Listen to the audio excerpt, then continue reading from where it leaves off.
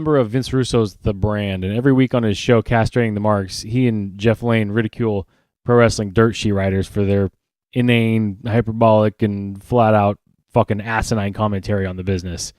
It's a serious, sometimes scathing message, but it's presented in an entertaining, comedic fashion. Today we'll use the example of Dave Meltzer because he's typically the most egregious case. His unconditional love for Japanese-style wrestling as well as his prejudice towards WWE are fairly well documented. He espouses his admiration for young underground talent to a degree that can kind of border on troubling, gushing over talent like Kenny Omega and other members of the Bullet Club and so on.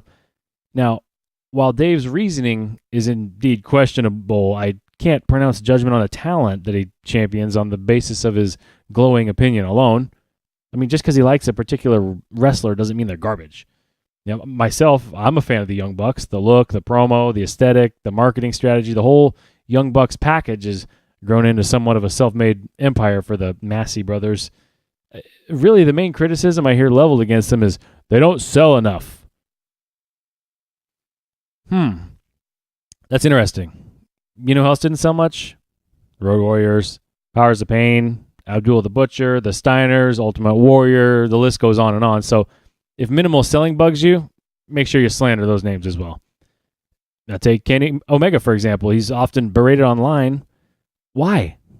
The guy's got the grace of a swan in the ring, and he's entertaining as a motherfucker inside as well.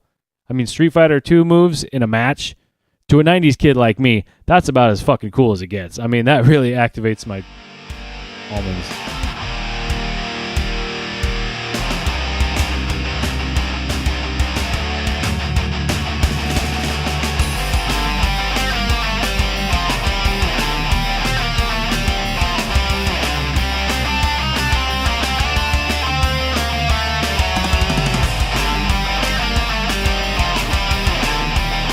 Sorry.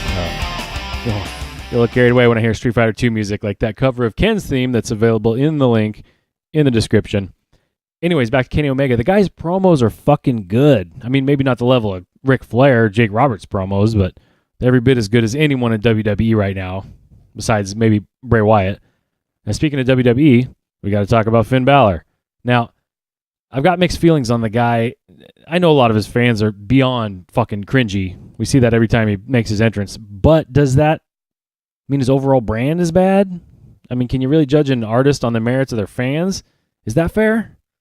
If we were doing that, I'd have to quit listening to about 90% of the metal bands that I've enjoyed for a long time.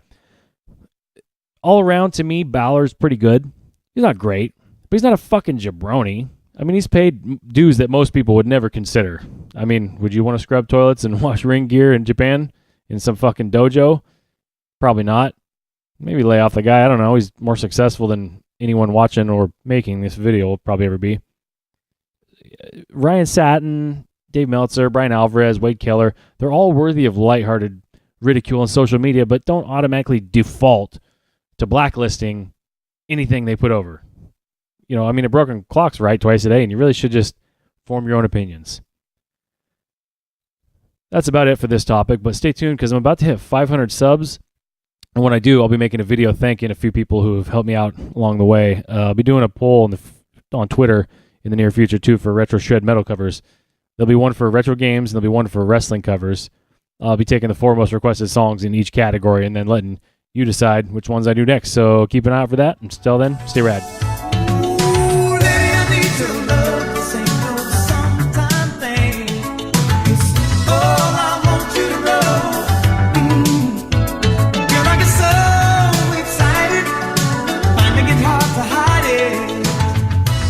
You got me going through the